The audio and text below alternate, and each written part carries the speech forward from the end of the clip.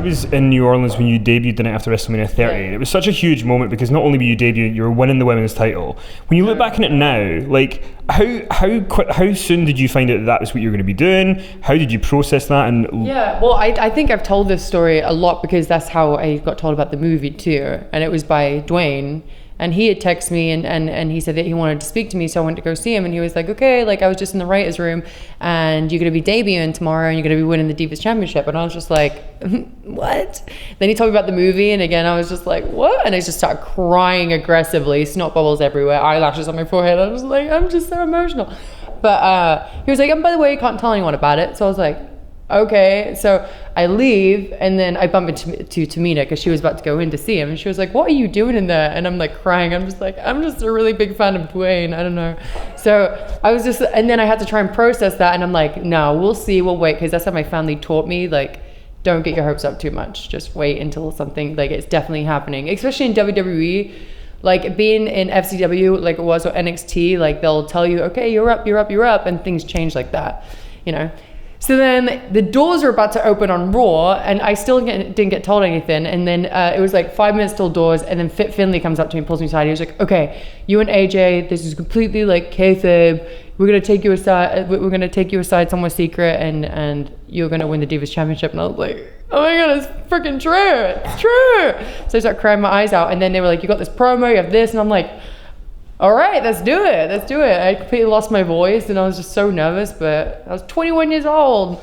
But yeah. Well, and then the following year, you had your first WrestleMania match. You had your big WrestleMania, and they did the documentary, the 24 special, and that was very emotional for you. Can you talk about the emotion of like you being on a WrestleMania, like coming from the UK, working as hard as you had, and getting to that point? Dude, it gives me chills thinking about it, because you know I come from a little city of Norwich where like not a lot of people have come out of there and been a success, right? So it felt really wild to have that, and then go to WWE, like where you dream of being, where you never thought you would be, because you're not your typical diva back then. Like I didn't look like any of those girls. All these girls were so beautiful. You had your Kelly Kellys, you know, and they were all just so gorgeous.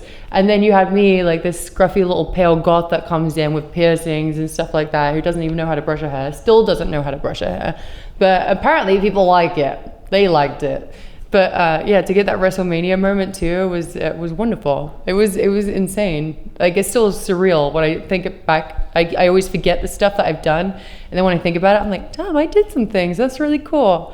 What was the most, obviously the movie Fighting With My Family, it's now on Netflix and stuff. I mean, my particular favourite moment was seeing The Rock in front of a Pebble Dash house in England on the poster, because it just looked so bizarre. Can you imagine? Yeah. But what was the most surreal moment of the whole process, from like the movie, you find out it's going to happen, it being filmed, the premiere, like what was the most kind of surreal moment for you? I can't pinpoint like an exact moment actually, because it was being told it and then being like, don't get your hopes up, Red, not hearing, don't get your hopes up, Paige, and then like a year or two went by and still nothing was happening. So I'm like, huh. But then Dwayne at SummerSlam introduced me to Stephen Merchant, and I was like, oh my God, Stephen Merchant, I love him. Like I was a big fan of him, you know, and his work. So I was just like, oh my God, you giant, I love you.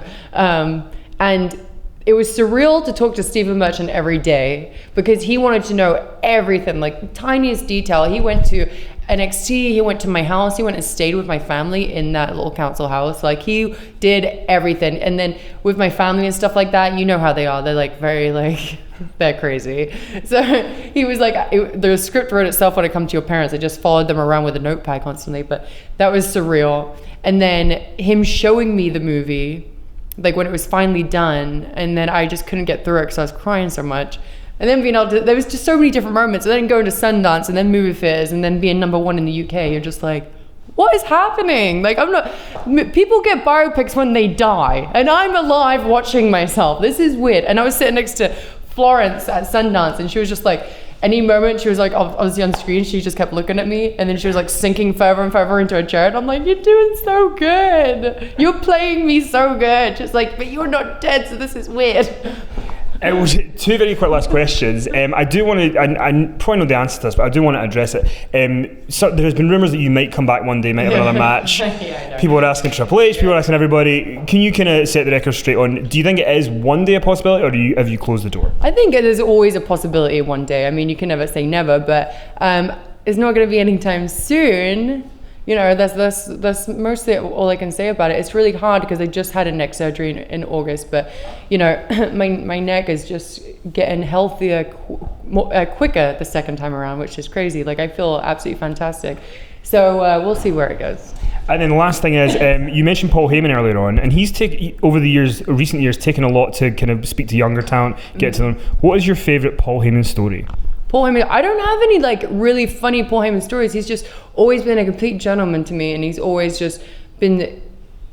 Whenever you need this man, he'll like literally stop whatever he's doing, even though he's like running stuff backstage at Raw and he's running around like a blue ass fly everywhere. He'll stop what he's doing and be like, talk to me, I'll give you advice, I'll sit down, I'll listen to your promo. And he's just like one of those people that really just wants to help.